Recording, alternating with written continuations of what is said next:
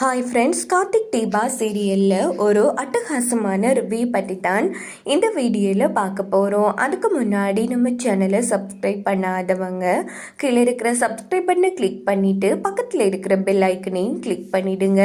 நம்ம கார்த்தியை எப்படியோ பழி வாங்கணும், அவன் மூலமாகவே கும்பாபிஷேகம் நடக்கிறதுக்கு முன்னாடி உண்மையை சொல்ல வைக்கணுங்கிறது தான் நம்ம சிவனாண்டி டீமோட திட்டம். அங்கே பார்த்தோன்னா காளியம்மா என்ன பண்ணுறாங்கன்னா, வெடிக்கிற அந்த பொருளை கோவில்ல அதே மாதிரி கோவில் ஊர்வலம் செல்வாங்க இல்லையா பொண்ணுங்க, அவங்களோட ஒரு கும்பத்தில் எல்லாத்துலேயுமே அந்த வெடிக்கிற பொருளை வச்சிடுறாங்க. ஸோ இந்த பக்கம் பார்த்தோன்னா இந்த விஷயம் அந்த டிரைவர் பையலுக்கு தெரியவே கூட அப்படின்னு முடிவெடுத்துடுறாங்க. அதுக்கப்புறமா பார்த்தோன்னா இங்கால அந்த கோவிலுக்கு வந்த பொம்பளைங்க எல்லாருமே ஊர்வலம் போக ஆரம்பிக்கிறாங்க. ஸோ இங்கே பார்த்தோன்னா நம்ம சாமுண்டீஸ்வரியோட பொண்ணுங்களும் சேர்ந்து தான் போயிட்டுருக்காங்க. இன்னொரு பக்கம் நம்ம சந்திரா நேராக சிவனாண்டிக்கு ஃபோன் போட்டு எங்க அத்தை ஏதோ ஒரு திட்டம் வச்சிருக்கிறதா சொன்னாங்க. ஆமாம், செயற்படுத்திட்டாங்களா அப்படின்னு போதும். அதுதான் இப்போ நடக்க போகுது சந்திரா. அந்த கோவிலில் இருக்கிற ஒட்டுமொத்த பேரும் வெடிச்சு இல்லாமல் போக போகிறாங்க அப்படின்னதும் இதுக்கிட்ட சந்திரா அதிர்ச்சியாகிறாங்க. எங்க கோவிலில் நானும் தான் இருக்கேன், என்ன பேசிட்டு இருக்கீங்க அப்படின்னு போதும். ஐயோ சந்திரா, நான் கோவிலில் வெடிக்கும் போதும் கரெக்டாக நான் உன்னை அங்கே இருக்க விட மாட்டேன். அதே மாதிரி அந்த ஊர்க்கார பொம்பளைங்கள்லாம் இப்போது வலம் போகிறாங்க இல்லையா, அதில் யாருமே உயிரோடு இருக்க மாட்டாங்க.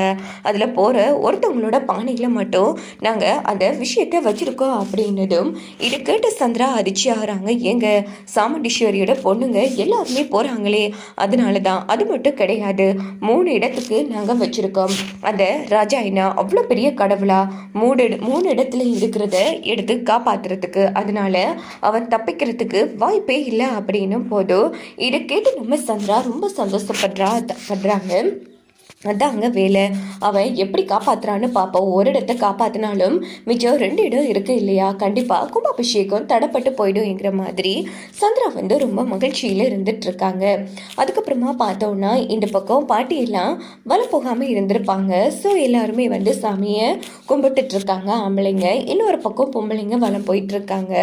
அதில் பார்த்தோன்னா ஒருத்தங்க கொண்டு போகிற அந்த குடத்தில் மட்டும் அந்த வெடியோட சத்தம் கேட்குது. ஸோ அவங்களும் அதை கவனிக்காமல் போயிட்டுருக்காங்க. இன்னொரு பக்கம் பார்த்தோன்னா நம்ம சிவனாண்டி டீம் இங்கே ஒரு பக்கம் ரொம்ப ஹாப்பியாக இருந்துகிட்ருக்காங்க. இந்த பக்கம் நம்ம சந்திரா பேசின எல்லாத்தையுமே நம்ம மயில் மறைஞ்சு நின்று கேட்டிருப்பாங்க. உடனே இந்த விஷயத்த நம்ம கார்த்திக்கிட்ட ஓடி சொல்கிறாங்க. சகல இப்படி ஒரு காரியம் பண்ணியிருக்காப்பா, மொத்தம் 3 இடத்துல வச்சுருக்கான் அந்த சிவனாண்டி, கொஞ்சம் கூட ஈவிரக்கம் இல்லாதவனா இருக்கான் அப்படின்னும் போது என்ன சொல்கிறீங்க, இப்போ எப்படி என்னால் 3 இடத்துல தடுத்து நிறுத்த முடியும்? ஏப்பா எனக்கு என்னமோ அவங்க யூகப்படி பார்த்தா இப்போ பொம்பளைங்க எல்லாரும் வலம் போயிட்டு இருக்காங்க இல்லையா, அதுதான் முதல்ல வெடிக்குமோன்னு தோணுது அப்படின்னது. என்ன சொல்றீங்க? ஆமாப்பா, முதல்ல பொம்பளைங்க கையில் இருக்கிற எல்லா அந்த குடத்தையும் நாம எப்படியாச்சும் கைப்பற்றணும் அப்படின்னதும் சரி உடனே வண்டி எடுங்க அப்படின்னுட்டு மயிலும் காட்டியும் நேரா வலம் போற ஏரியாவை நோக்கி வந்துட்டு இருக்காங்க. அங்கே பார்த்தோன்னா யார் குடத்துல இருக்குன்னு சொன்னால் நம்ம ரோகிணி வச்சிருக்கிற அந்த குடத்துல தான் இருக்குது. ஸோ இந்த விஷயம் யாருக்குமே தெரியாது. அதுக்கப்புறமா பார்த்தோன்னா நம்ம மயில் இப்போ நாம் மட்டும் சொன்னோன்னா கண்டிப்பாக எல்லாரும் பயந்து கண்டிப்பாக வலம் போகிறதும் தடைப்பட்டுரும். இப்போ என்ன பண்ணுறது அப்படின்னும் போது கொஞ்சம் பொறுமையாக இருக்கலாம் அப்படின்னு சொல்லிட்டு நேராக கார்த்திக் ரொம்ப பதட்டப்படுறாங்க.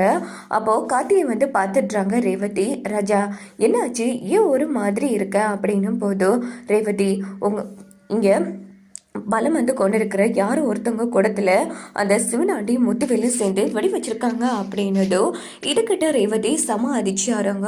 ஐயோ என்னங்க சொல்றீங்க, அக்கா வேற கர்ப்பமா இருக்கா, இப்போ என்ன பண்றது ராஜா அப்படின்னும் போது சரி பதட்டப்படாத, இது மட்டும் லீக் ஆயிடுச்சுன்னா கண்டிப்பா வலம் போறதோ நின்றுடும், அதே மாதிரி பூஜையும் நடைபெறாது. இங்கே பாரு ரேவதி, எல்லாரையும் ஒரு கொஞ்ச நேரம் இந்த இடத்துலையே ஒரு லைனில் நம்ம நிற்க சொல்லுவோம். அதுக்கப்புறமா ஒவ்வொருத்தங்க கூடமாக செக் பண்ணி பார்த்தோன்னா எந்த பிரச்சனையும் இல்லை அப்படின்னு போது எப்படி ராஜா எல்லாருக்கும் சந்தேகம் வராதா? இங்கே பாரு, இந்த பானையில் இருக்கிறது தீத்த தண்ணின்னு சொல்லி எல்லார் கூடத்துலேயும் விடுற மாதிரி எல்லாருக்கிட்டையும் சொல்லலாம். அதுக்கப்புறமா ஒவ்வொருத்தங்களா கூடத்தை தூக்கிட்டு போகட்டும் அப்படின்னதும் கண்டிப்பாக எல்லாரும் அதுக்கு ஒத்துழைப்பாங்க அப்படின்னதும் உடனே ரேவதி சரின்னு சொல்கிறாங்க. அப்படின்னு பார்த்து நம்ம மயில் வந்து இங்கே பாருங்க எல்லாரும் கொஞ்ச நேரம் நில்லுங்க, இது காசியில இருந்து எடுத்து வந்த தீட்டு தண்ணி, அதனால நீங்கள் வச்சிருக்கிற ஒவ்வொரு குடத்துலையும் வந்து இது கொஞ்சம் கொஞ்சம் விடணும், அப்போதான் நல்லா அப்படின்னதும் எல்லாரும் சரின்னு சொல்லிட்டு லைனில் நின்றுட்டு இருக்காங்க. ஒவ்வொருத்தவங்க குடமா வந்து செக் பண்ணிட்டு இருக்காங்க. காட்டி பார்த்தோன்னா ரோகிணியோட குடத்துல தான் இருக்கு. இதை பார்த்த மயிலுக்கே தூக்கி வாரி போட்டுறது. ஏப்பா என் பொண்டாட்டி அந்த சிவனாண்டிக்கு முத்துவேலுக்கு என்னப்பா துரோகம் பண்ணா இப்படி பண்ணி வச்சிருக்கானுங்க அப்படின்னும் போது எங்க நீங்களே காட்டி கொடுத்துறாம கொஞ்சம் பொறுமையா இருங்க அப்படின்னுட்டு உடனே ரோகிணியோட குடத்துல இருக்கிற அந்த பொருளை காட்டி நைஸா வெளியில எடுத்துடுறாங்க.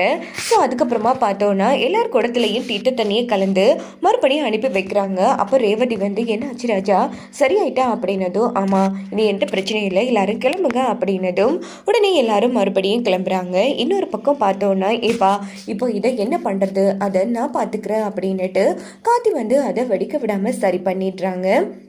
அதுக்கப்புறமா பார்த்தோன்னா இந்த பக்கம் நம்ம சிவனாண்டி டீம் இன்னும் கொஞ்ச நேரத்தால் பாரு எல்லாரும் வெடிச்சு சிதற போகிறாங்க சந்திரா. அதுக்கப்புறமா கோவிலுக்கு யாருமே வந்து சேர மாட்டாங்க அப்படின்னதும் நம்ம சந்திரா வந்து ரொம்ப சந்தோஷப்படுறாங்க. அங்கே பார்த்தோன்னா வலம் போன பொம்பளைங்க எல்லாருமே நேராக கோவிலுக்கு வந்து சேர்ந்துடுறாங்க.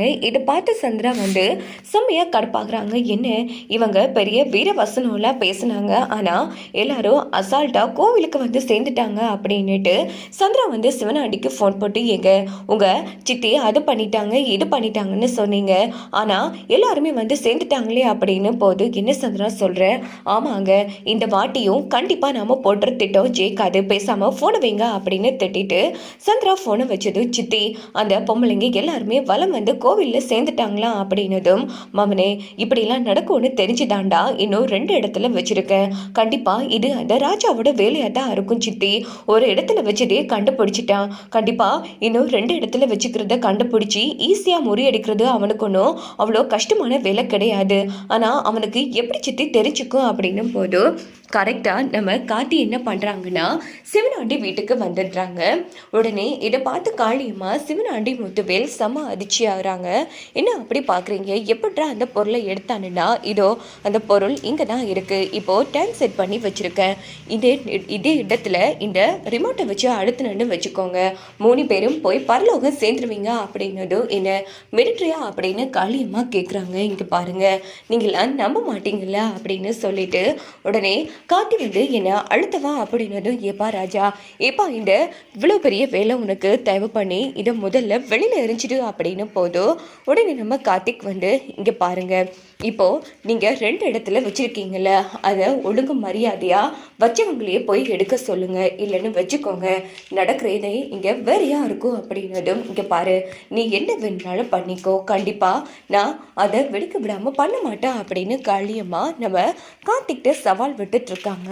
ஓஹோ அப்படியா, சரி உங்கள் வீட்லேயே நான் இன்னொரு இடத்துல அந்த வெடி வச்சுருக்கேன், ஒரு வேளை நீங்கள் கோவிலில் இருக்கிறத எடுக்கலைன்னு சொன்னால் கண்டிப்பாக அது இங்கே வெடிக்கும், நான் வரட்டுமா அப்படின்னதும் உடனே நம்ம காளியம்மா டீம் வந்து பயப்பட ஆரம்பிக்கிறாங்க. அப்போ முத்துவேல் வந்து காளியம்மா முதல்ல வச்சிருக்கிற அந்த 2ஐயும் எடுக்க சொல்லு, எனக்கு என்னமோ இவன் சொல்கிறத பார்த்தா பயமாக இருக்குது அப்படின்னும் போது இங்கே பாரு முத்துவேல் தேவையில்லாமல் நீ பயந்து என்னையும் பயமுறுத்தாட்டி இருக்காத அப்படின்னதும் உடனே சிவனாண்டி காளியம்மா அவனை அவ்வளோ லேசுப்பட்டவனா நினைக்காத, கண்டிப்பாக அவன் போய் சொல்ல மாட்டான், தயவு பண்ணி நம்ம வச்சதை எடுத்துடலாம், இல்லைன்னா நம்ம உயிரும் சேர்ந்து போயிடும் அப்படின்னதும் உடனே காளியம்மா பயப்பட ஆரம்பிக்கிறாங்க. இதோட பார்த்தோன்னா இந்த ப்ரோமோ